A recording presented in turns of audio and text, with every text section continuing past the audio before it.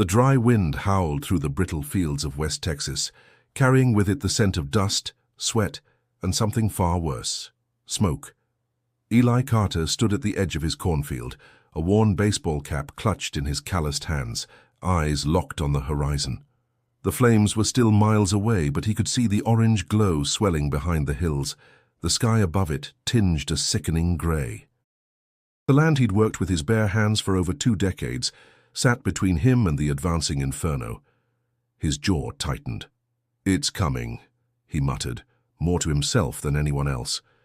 His dog, Buck, let out a low growl, ears pinned back. Even the animals could feel it. The drought had lasted 8 months now. Every patch of grass on his property had turned pale and dry. The soil, once rich and black, had crumbled into fine powder. The Carter farm, passed down from his grandfather, was dying, slowly, cruelly, and now, maybe suddenly. Before we go any further, make sure to subscribe to the channel for more true stories of faith, resilience, and the miracles that can change everything. Eli turned his gaze upward, scanning the sky. No rain clouds, no hope. Just that heavy veil of smoke thickening with each gust of wind. The fire had sparked from a lightning strike in the canyon yesterday afternoon. It had already consumed thousands of acres and was devouring everything in its path. He exhaled hard, wiping sweat from his brow, though the sun was already dropping. "Lord," he whispered, "I don't know how to stop this." In the distance, the faint wail of sirens mingled with the cry of cicadas. Every sound felt magnified. The world was too quiet otherwise, waiting. Behind him, the old barn stood with its flaking red paint and creaky doors, filled with memories he didn't have the strength to lose. Inside the house, Laura was packing essentials. They'd argued earlier, again. She wanted to leave now, to take Noah and head to her sisters in Abilene. Eli had refused. "If this place goes, I go with it," he'd told her. She hadn't responded, just looked at him with those weary blue eyes that had once danced with laughter. Now they only pleaded. Noah, their 17-year-old son, hadn't spoken much at all lately. He was angry. Angry at the land? At his father's stubbornness, at God? Eli couldn't blame him. He was angry too, angry and tired. But more than that, he was afraid. The horizon pulsed again, a low orange wave in the distance. The wind changed, carrying the heat closer. Eli could almost hear the fire breathing. He turned back toward the house, the screen door slamming shut behind him. Inside, the air was still. The family Bible lay on the kitchen table, open to Psalms, Laura's doing. He hadn't read it in weeks, maybe months. He sat down and stared at the words without really seeing them. A photo beside the Bible caught his eye. His father, young and smiling, standing in this very field, holding Eli as a baby. The farm had been everything to his dad, and now it was all slipping away. Laura came down the stairs with a duffel bag. "We need to go, Eli," she said softly. "I'm not leaving."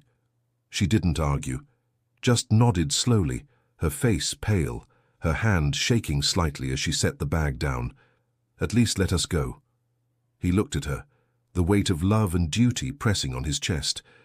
"If it gets closer, I'll send you, but not yet." She turned away, wiping her eyes.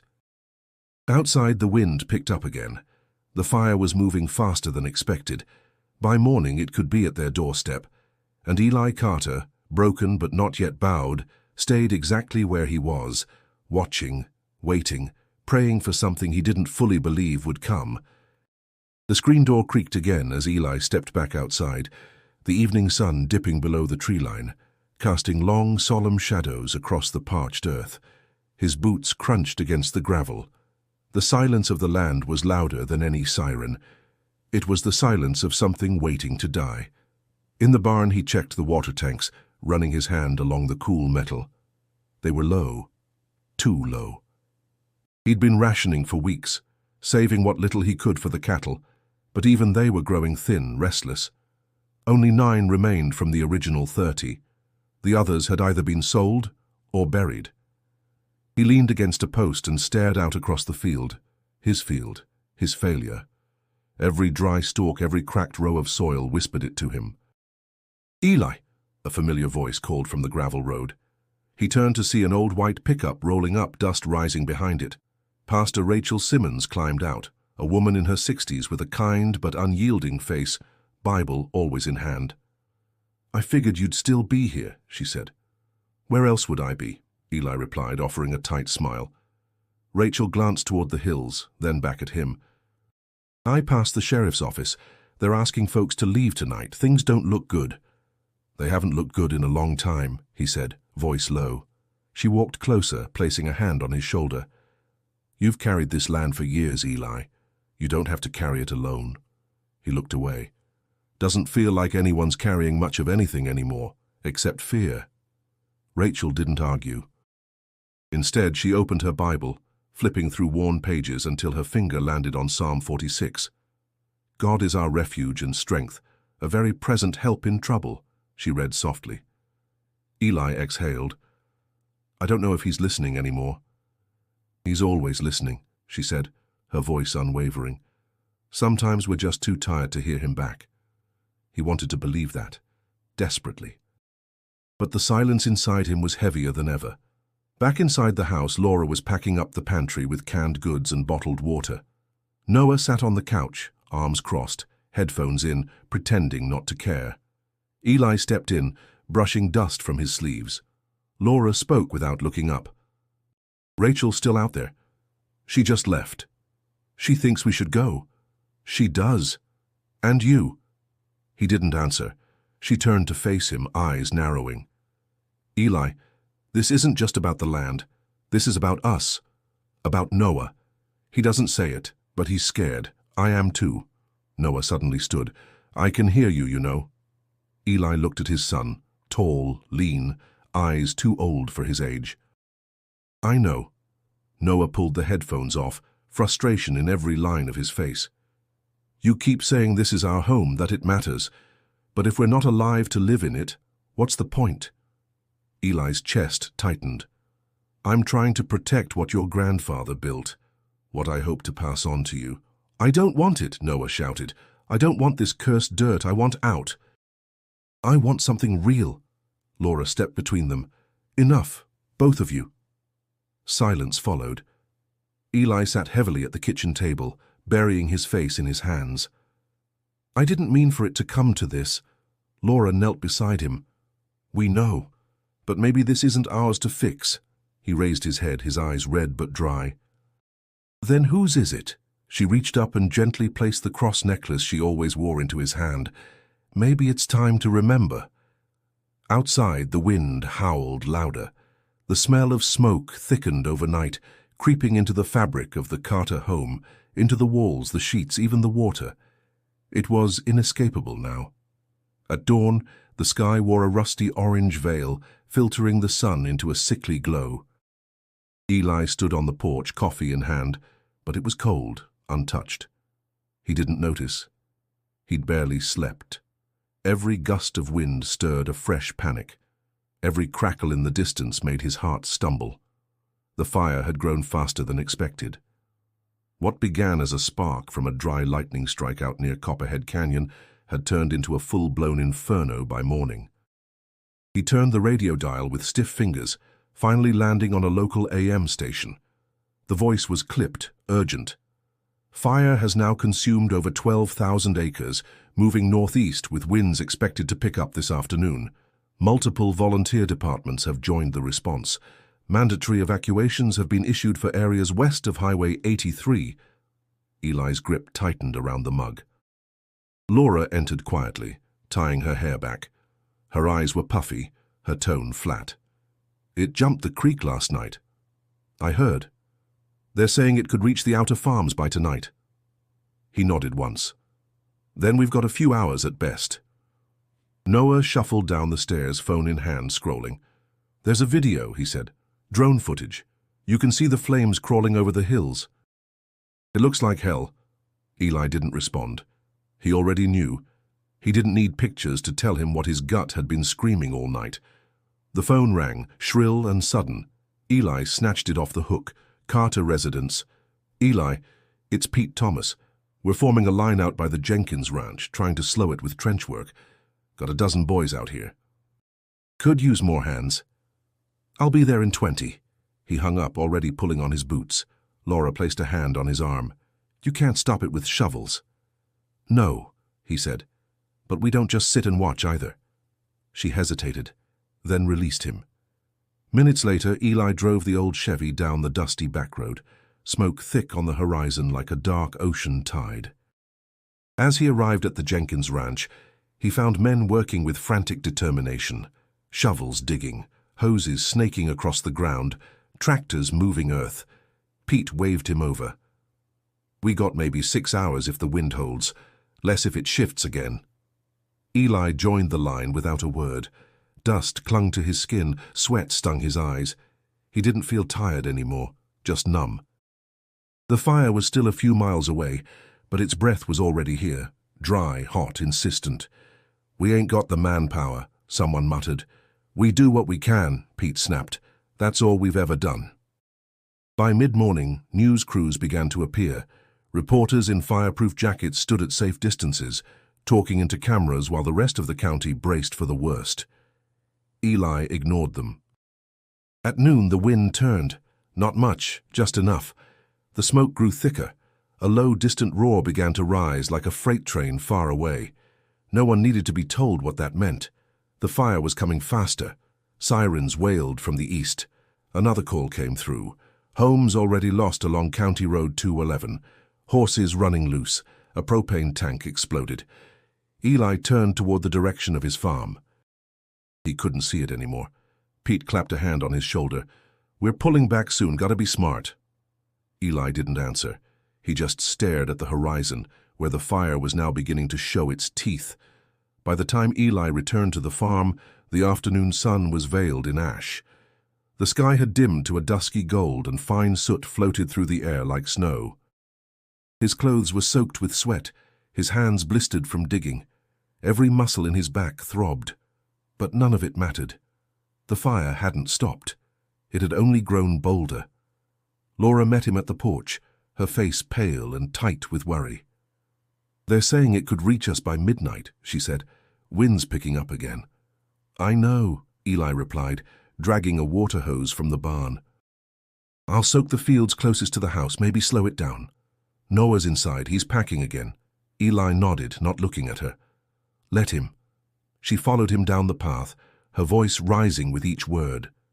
This isn't just about the land, Eli. It's our lives. We can't save it if we're gone.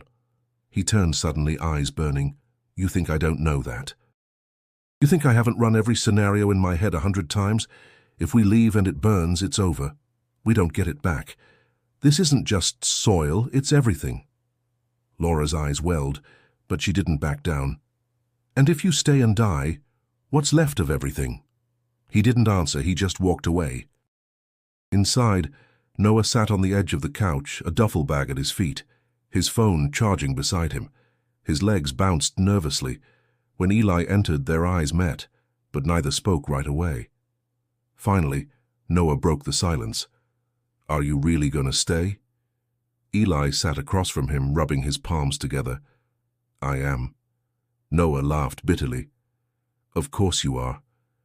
You'd let this whole place burn with you in it just so you could say you didn't give up.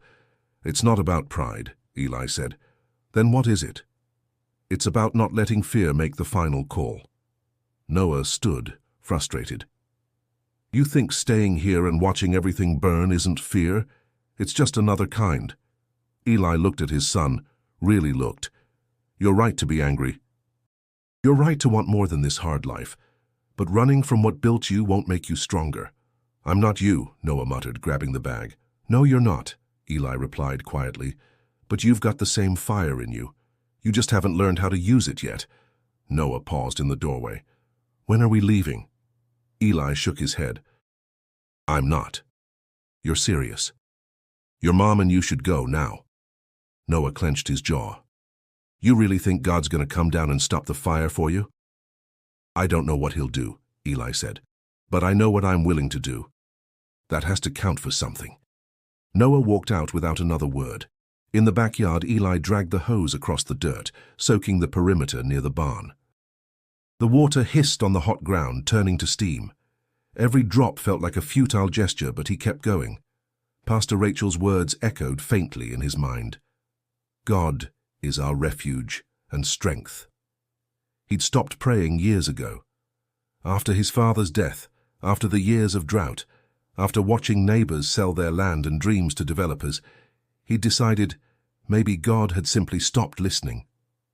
But standing alone, holding a garden hose against an oncoming wildfire, he felt something else, something deeper than fear. A weight pressing into his chest, a whisper too soft to ignore. He dropped the hose and knelt in the dirt. Not out of faith, not out of tradition, but out of desperation. He bowed his head. God, I don't know what you want from me.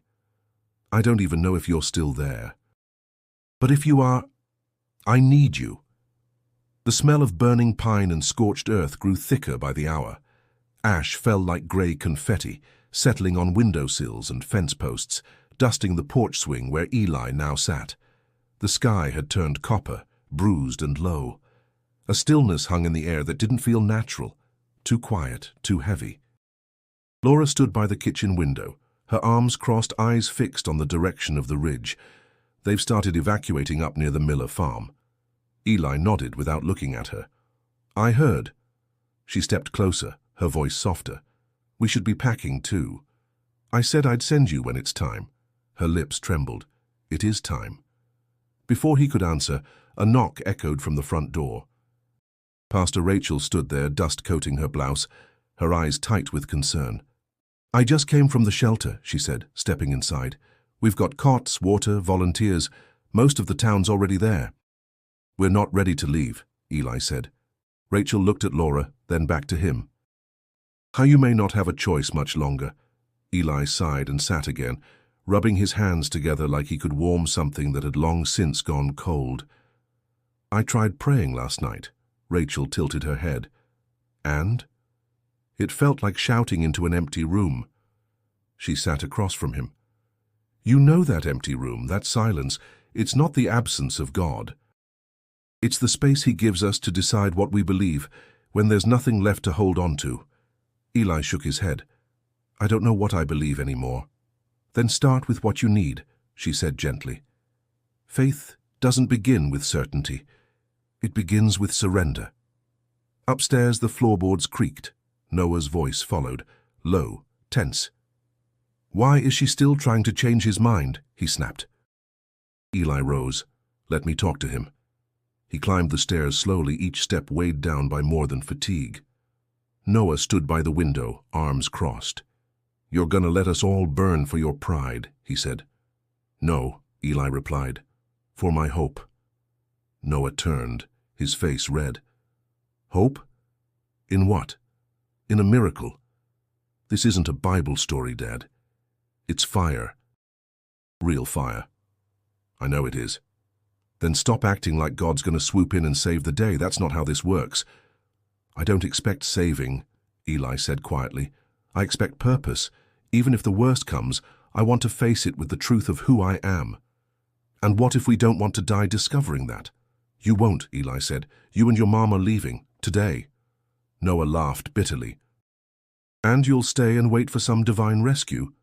I'll stay because this land raised me, shaped me, broke me, and I need to face what's coming, not run from it. Noah's jaw clenched. Then I hope whatever you're waiting for shows up, because nothing else is. He stormed past Eli and slammed the door behind him. Back downstairs, Rachel stood ready to go. There's still time, she said. I've seen God show up at the last second more times than I can count. Don't close your heart before he opens a door. Eli managed a faint nod. I'll think about it. She left, and the silence returned, thicker than the smoke outside. Eli sat at the kitchen table, staring at the wooden cross Laura had left earlier. He picked it up slowly, ran his fingers over the worn edges. Outside, the wind began to shift again, warmer, faster, and in his chest a quiet voice stirred. Not loud, not commanding, but real. He wasn't alone. By late afternoon, the light had turned eerie. Shadows stretched in unnatural angles. The air was hotter now, filled with a metallic taste like the world itself was burning from the inside out. Laura moved mechanically, folding clothes, gathering documents, wiping her face with the same dish rag over and over. Her eyes were vacant, her breath shallow. Eli filled the water barrels again, his motions automatic. He didn't speak. He didn't think. He just worked. Action was easier than emotion. Then he noticed something wrong. "Noah?" he called from the porch. Silence. He stepped inside. "Noah!" Laura looked up sharply. "He was here 20 minutes ago." They checked the upstairs, the barn, the shed. The truck was gone. Laura's face went pale. "No, no, no, no. He wouldn't—" Eli stopped mid-sentence. "Keys were still in the ignition. I forgot to take them." Panic surged through him. "He took the truck," Laura whispered. "He's trying to get out alone." Eli's hands trembled. "The roads to Abilene, half of them are blocked. If he tries County Road 211, he doesn't know how to handle back roads. He's never driven alone that far." Eli didn't wait. He grabbed the ATV keys from the hook and ran for the barn. "I'm coming with you," Laura shouted, grabbing a flashlight. "No, stay, if we both go and the fire turns—" He didn't finish. He just met her eyes. "I'll bring him back." She nodded, barely. The ride through the back roads was a blur of dust, heat, and prayer. Eli's mind raced with every possibility. Noah lost, stuck, hurt. Regret clawed at his chest. He'd pushed too hard, talked too little. And now, his son was out there alone in a dying world. 2 miles out, he saw skid marks. Then the truck tilted in a ditch, one side crumpled against a fence post. Smoke drifted from the hood. The driver's door hung open. Eli slammed the brakes and jumped off the ATV. "Noah!" he screamed. A muffled groan answered. He found him a few yards away, lying on his side near the barbed wire fence. His jeans were torn, a scrape running down one arm, blood trickling from a cut near his brow. Eli dropped to his knees. "Son, are you hurt bad?" Noah blinked, dazed. I swerved, saw a deer, then smoke. I couldn't see the road." Eli checked his legs, bruised but not broken. "You're lucky." Noah winced. "I thought I could beat the fire. Get out before it got worse." Eli helped him sit up. "You don't have to beat it alone. I didn't know where else to go. You should have told me." "You wouldn't have listened." Eli held his son's face. "I am now." They sat there a moment in the heat and haze, the fire's distant roar reminding them time was running out. "We need to get home," Eli said. "Eli, you can lean on me." Back at the house, Laura ran to meet them, tears streaking her ash-covered face. She held Noah tight, wouldn't let go. "I'm sorry," he whispered. "I just wanted to escape." "You're here," she said, pressing her forehead to his. "That's all that matters." Later that evening they sat together at the kitchen table, quiet, battered, afraid. Eli finally spoke. "If we go now. If we stay together." Laura looked to Noah. "What do you want?" Noah swallowed hard. "I don't know anymore." Outside, the wind howled louder. The fire wasn't waiting. The sirens pierced the still air like a warning bell from another world. Dust and ash swirled down Main Road as fire trucks passed by in a blur, red lights spinning like silent screams. Eli stood beside the mailbox, gripping it like an anchor. His skin itched from soot, his eyes burned.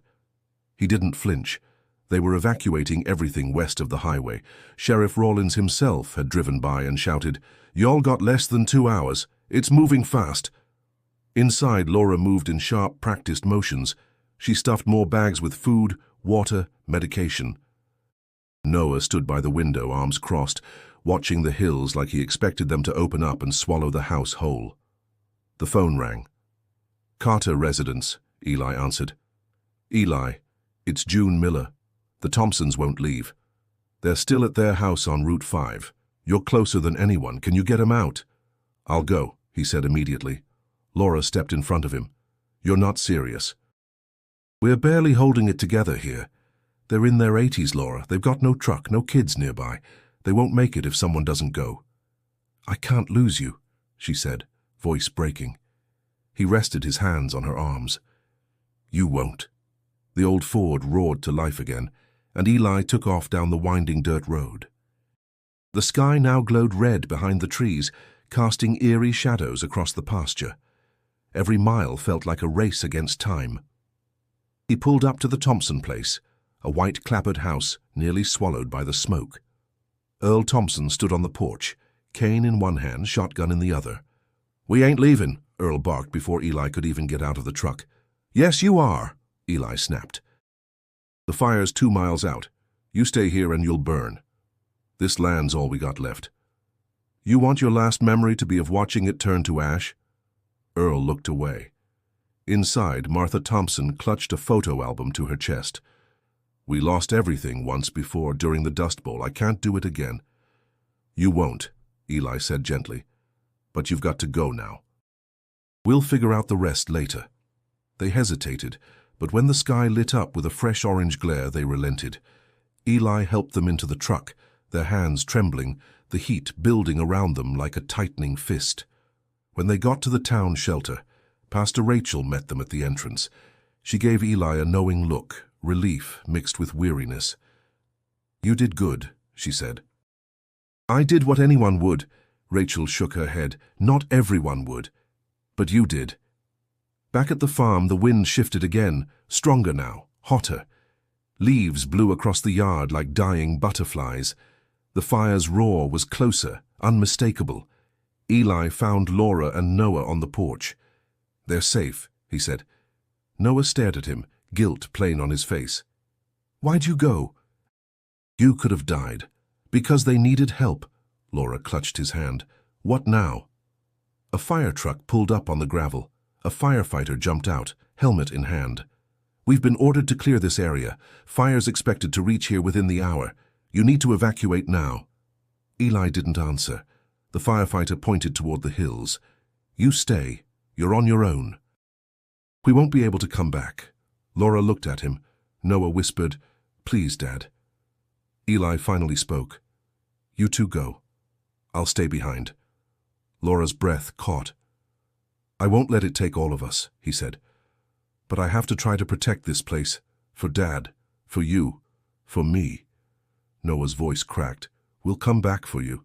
"I know," Eli said. And just like that, they left. Eli stood alone again. The fire was coming. The quiet was unbearable.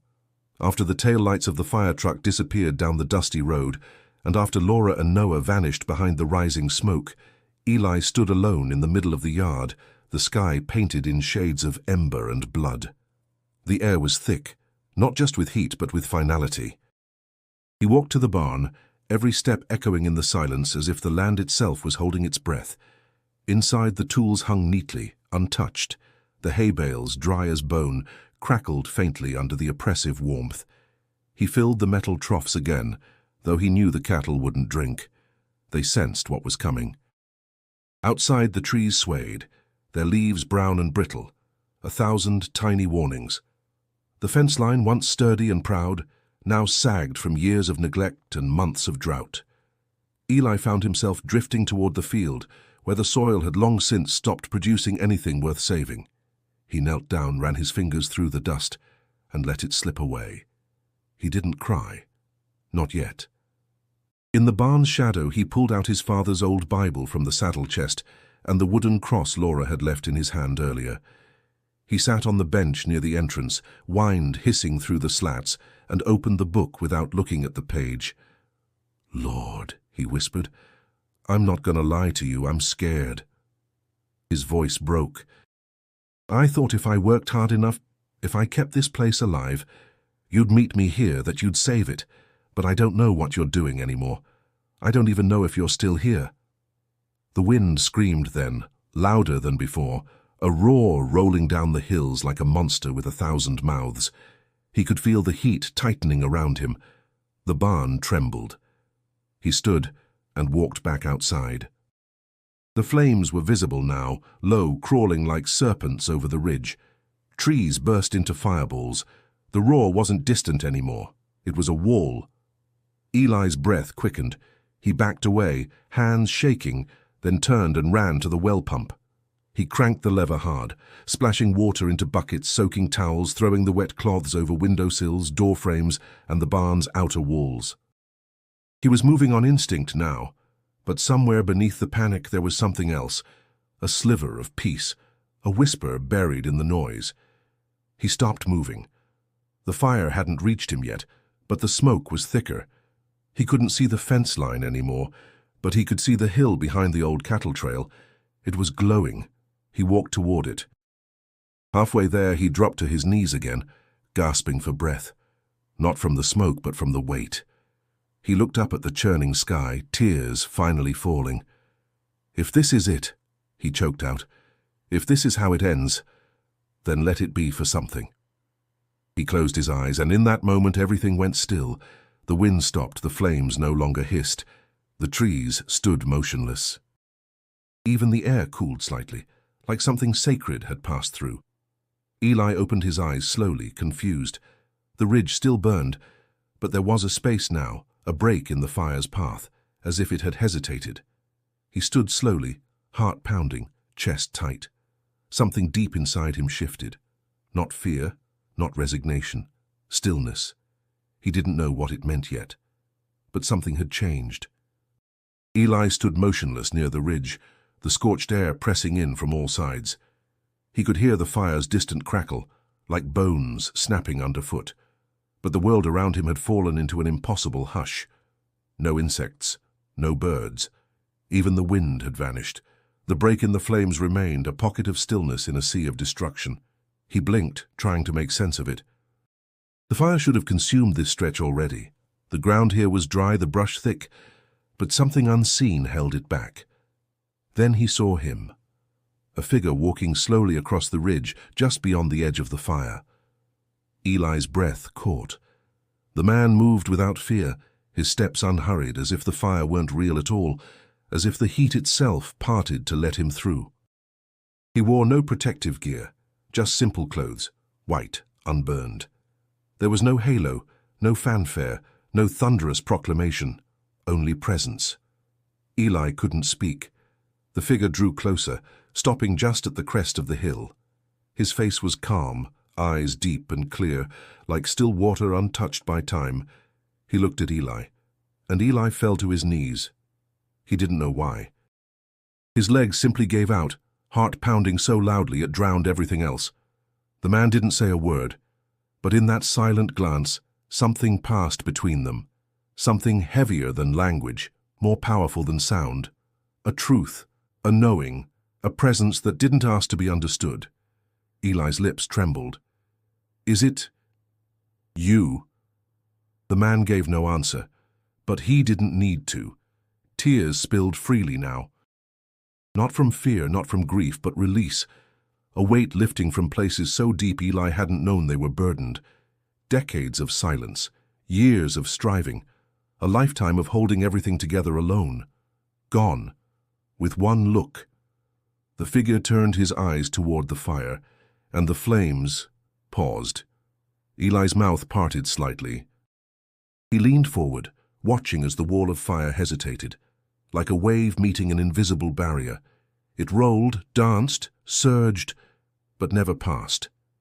Then it began to pull back, not fast, not dramatic, but sure, like the fire had changed its mind, like it had remembered it wasn't in charge. The figure remained still, his gaze fixed, unwavering. Eli whispered, "How?" The wind returned, not with fury, but with coolness. A gentle breeze swept across the hill, brushing his face with the softness of spring. The smoke thinned. The orange sky began to lose its violent hue. And then, without a word, the figure turned. He walked back toward the ridge, the fire bending around him as if it couldn't touch him. Not even the smoke dared cling to his clothes. With each step he faded, not into the flames but into light. And then he was gone. Eli remained there, kneeling in the dirt, overwhelmed, awestruck, undone.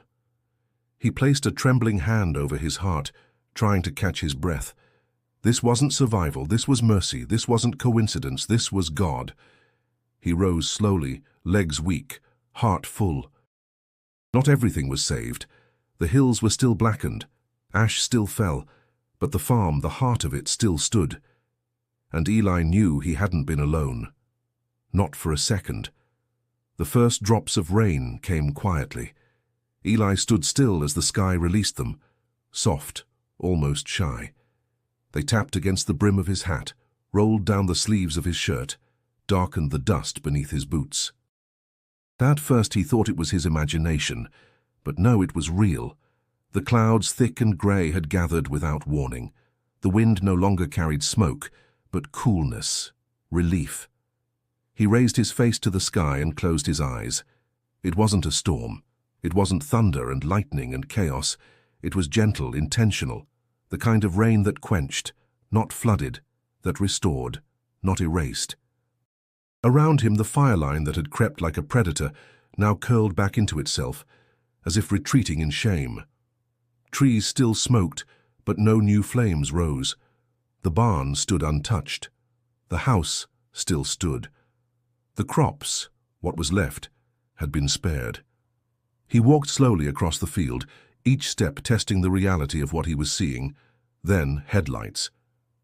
A truck bounced down the gravel road, tires cutting through muddy ruts. It was Sheriff Rawlins, and behind him, another volunteer truck. Firefighters in soot-covered gear jumped out as the sheriff slammed his door. "Carter," Rawlins called, running up. "We got aerial footage from a chopper. They said your land wasn't touched, said it's the craziest thing they've ever seen." Eli nodded slowly. "I know." One of the younger firefighters stood frozen, eyes wide.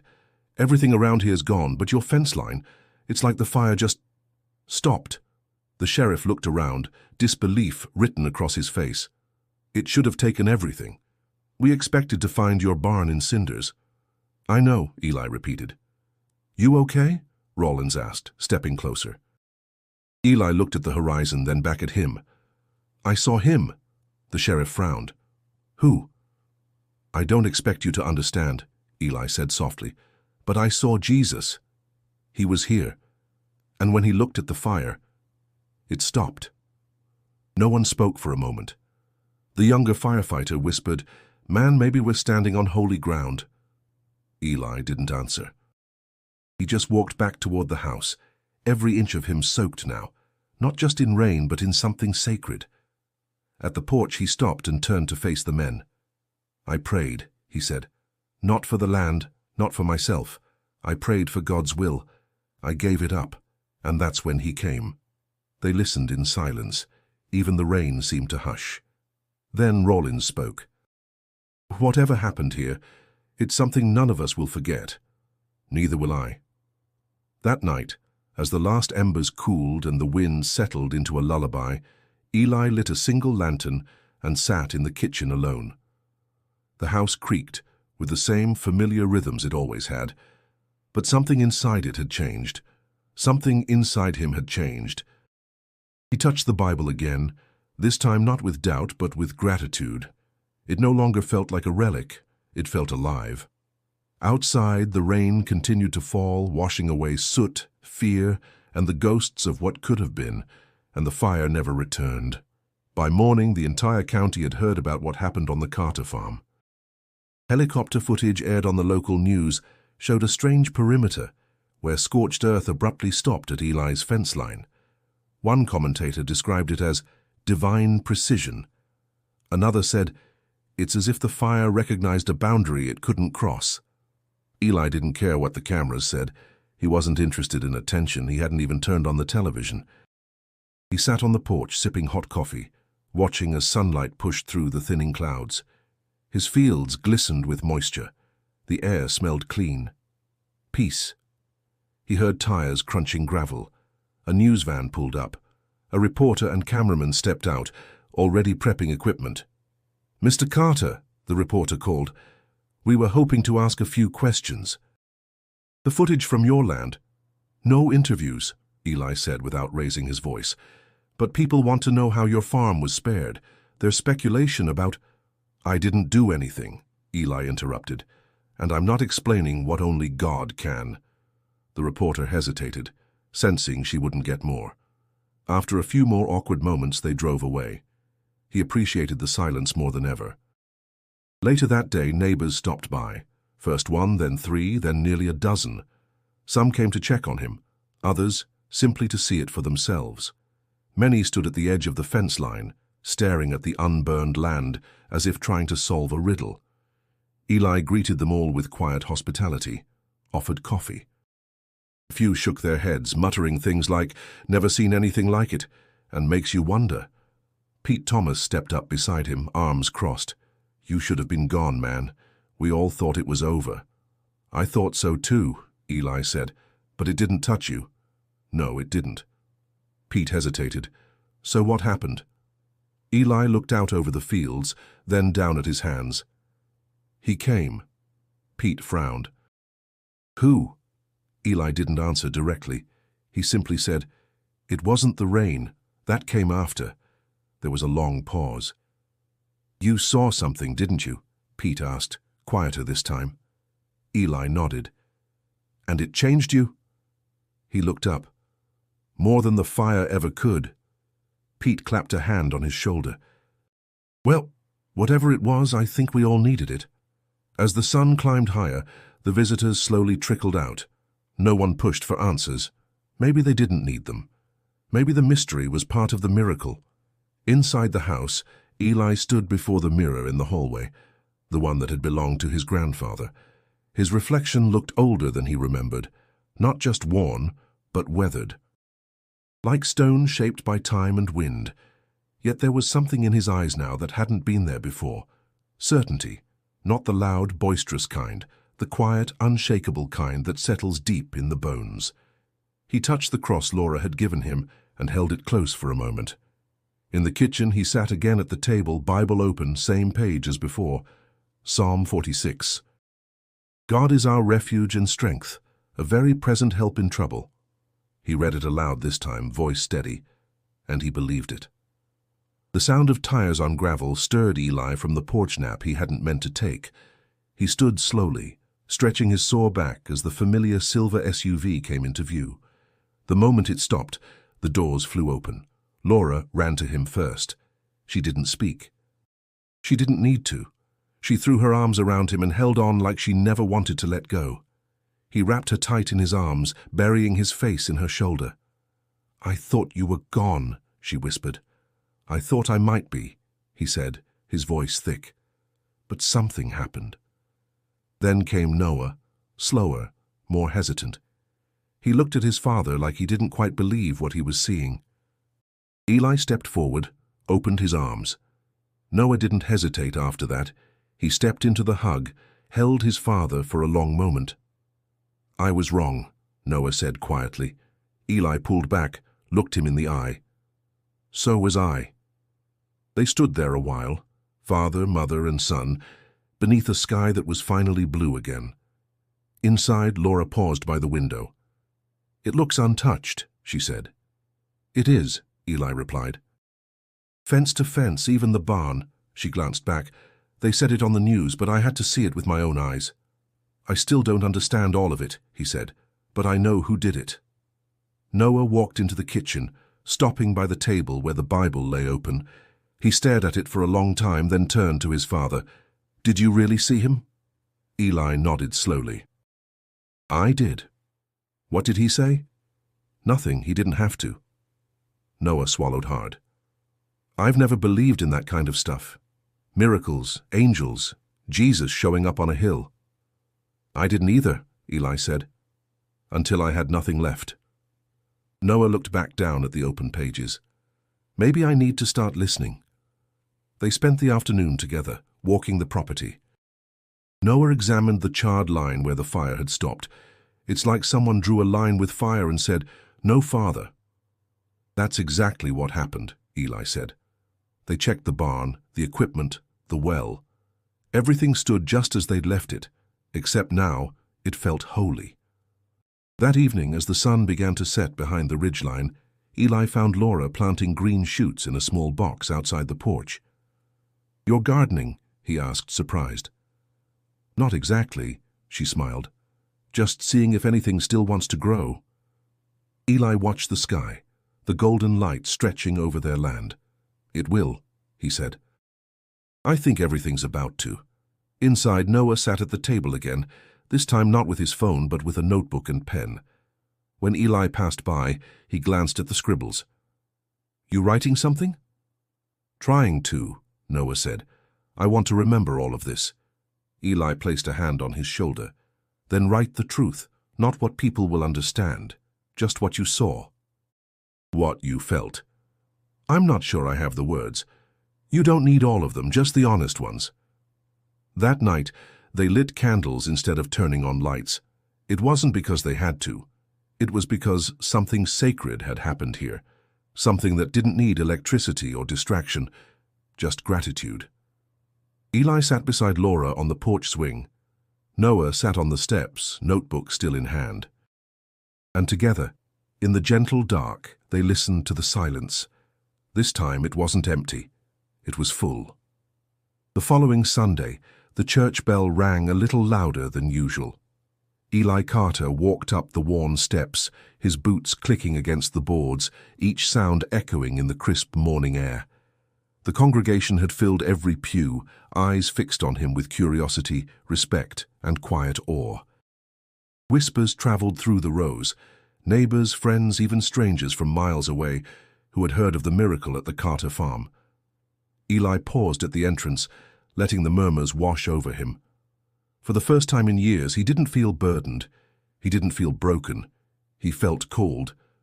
Pastor Rachel stepped up beside him, her smile soft but proud. "Eli," she said, "it's your turn to share." He swallowed hard. Memories of the fire, the smoke, the heat, and the figure on the ridge pressed in. His hands clenched the Bible, now worn at the edges from constant use. "I never thought I'd be standing here today," he began, voice quiet but firm. "Not because I feared speaking, but because I feared doubting. For years I thought faith was a tool to keep life from hurting. I was wrong. Faith is what carries us when life has already burned everything else." Heads nodded. Some faces were wet with tears. Others were rigid with disbelief. He continued. "I didn't pray for the farm. I prayed for guidance. I prayed for purpose. And in my darkest hour, I was shown that purpose is not in holding on. It's in giving. Giving yourself, your life, your fear, your failures, to something bigger than yourself." The congregation was silent. Not a cough, not a shuffle. Every word hung in the air like smoke suspended in sunlight. "I tell you this not to glorify what happened to the land, but to honor what happened to me. I saw God show up, and He didn't stop the fire just to protect my farm. He stopped it to remind me, and all of us, that we are never alone, that we are always called to help, to serve, to lift each other when destruction comes too close." He looked over the faces, seeing neighbors he had helped, firefighters, volunteers, and his own family. "Since that day, I've realized there's more to protect than property. There are lives, hearts, and faith, and I intend to serve them." Rachel stepped forward, nodding. "Amen." Eli paused, letting the applause and murmurs fill the room. The relief, gratitude, and hope in the air wrapped around him like a warm blanket. He felt lighter than he had in decades. After the service, neighbors approached him, some to shake his hand, some to hug, others simply to whisper thanks. Many were displaced by the fire, some had lost everything, yet here they were, drawn together by a miracle and a story bigger than themselves. Eli didn't stop. He started visiting families, helping rebuild fences, delivering supplies, and offering words of hope. Every gesture mattered. Every small act of service felt like planting seeds on the scorched land of both the county and his own heart. Noah joined him, inspired by his father's quiet courage. Together, they helped unload trucks, move furniture, and repair barns. Laura organized meals for volunteers and neighbors alike, spreading warmth and care like the gentle sun returning after the firestorm. The community began to rebuild stronger than before, not just their homes, but their faith, their sense of hope, their sense of unity. Eli stood outside one afternoon, watching children run along the field lines, people repairing fences, volunteers laughing as they worked. He realized the fire had taken much, but it had left something immeasurable, a purpose that could not be destroyed. He took a deep breath, the wind carrying the smell of fresh soil and growth. A smile spread across his face. His farm was no longer just a place of survival. It was a place of service, a place of healing, and a place of faith made tangible. And Eli Carter had finally learned what it meant to serve, not for recognition, but because it was the only way to truly live.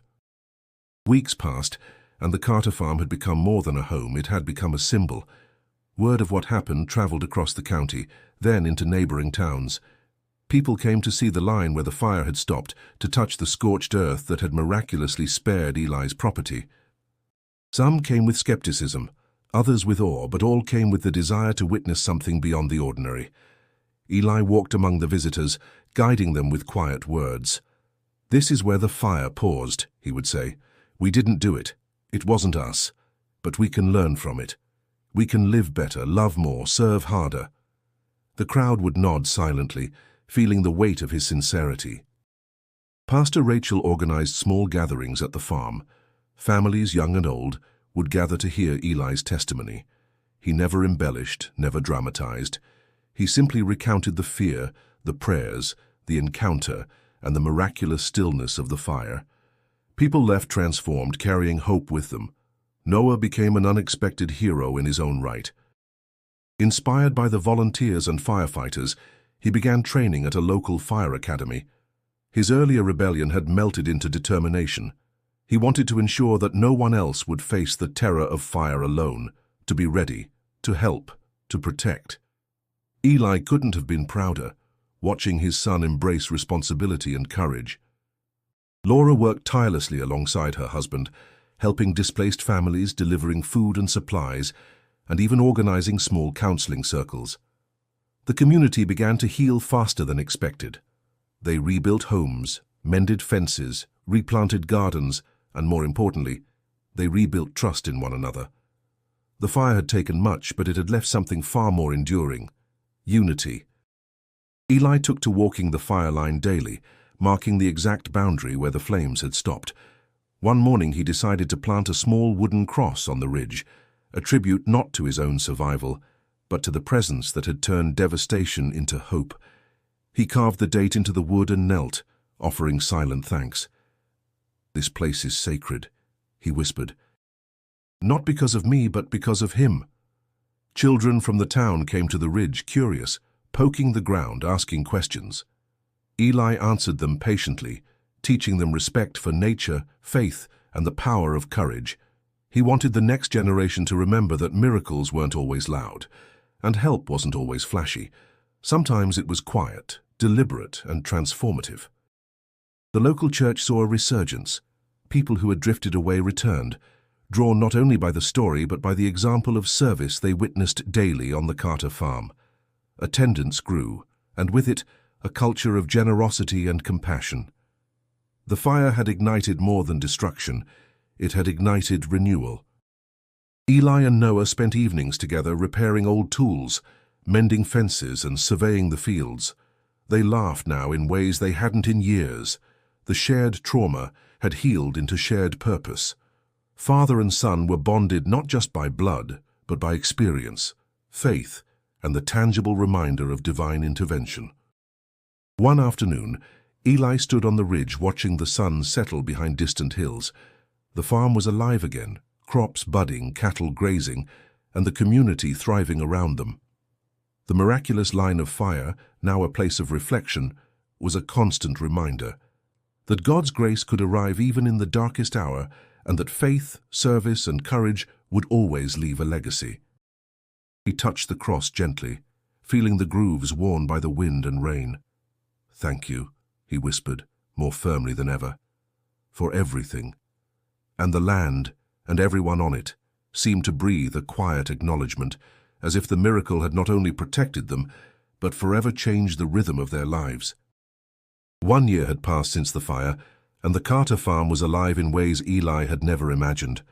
The fields were green again, corn stalks tall and strong, wheat swaying like waves across the property.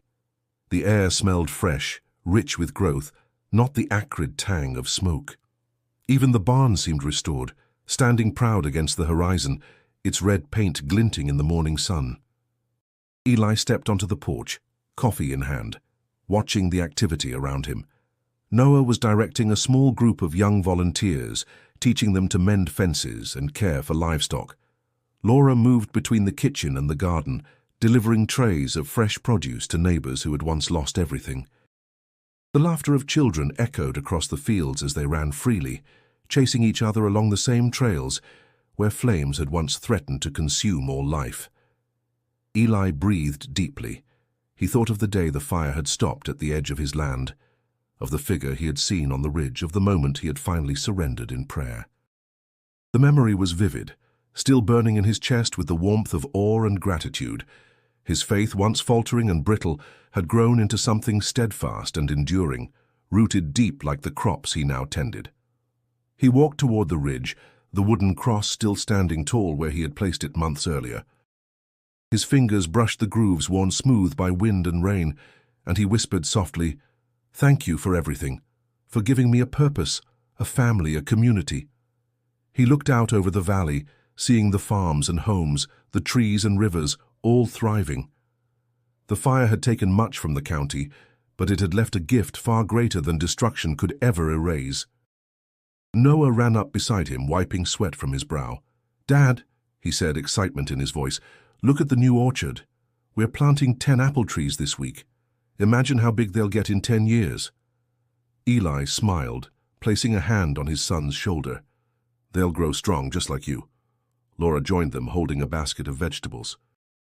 "It feels like life has returned to its proper rhythm," she said. "The farm, the town, everything feels whole again." Eli nodded. "It's not just the land. It's us. We've changed. We know now what matters, and we've learned how to nurture it." As they walked back toward the house, neighbors waved from nearby fields, expressing gratitude, sharing smiles, and acknowledging the bond that had been forged through trial. Eli recognized faces he had helped, families he had guided, young men and women inspired by Noah's newfound determination to serve others. Later that evening, the family gathered on the porch. The sun dipped low, painting the sky in shades of pink and gold. Eli looked at his family, at the land that had survived, at the community that had grown closer than ever. He felt a profound sense of peace settle over him, one that had nothing to do with the absence of trouble and everything to do with the presence of purpose, faith, and love. He turned to Noah. "Remember this, son. No matter what challenges come, hold on to each other, serve others, trust what you can't always see. That is how life thrives." Noah nodded, understanding more than words could convey. Eli then addressed Laura softly. "We survived, and now we flourish, together." She leaned against him, a quiet affirmation of unity and resilience. As twilight deepened, Eli's gaze shifted to the ridge, toward the wooden cross standing in silent testimony. He felt the enduring presence that had saved his farm, his family, and his faith. A profound gratitude filled him, and he whispered a prayer of thanks. Then he looked at the horizon, where the land stretched far and wide, fertile and bright, ready for new seasons, new life, and new stories to grow. And as the night settled gently over the Carter farm, he spoke aloud, a promise and a blessing. "We will always remember, we will always serve, and we will always believe." Before the sky turned completely dark, he added softly, "If this story touched your heart, subscribe to the channel and keep watching for more testimonies of real-life miracles. And don't forget to click the video on the screen to continue discovering stories of faith and hope." The farm was quiet, alive, and whole. A new season had begun, not just on the land but in every heart it touched.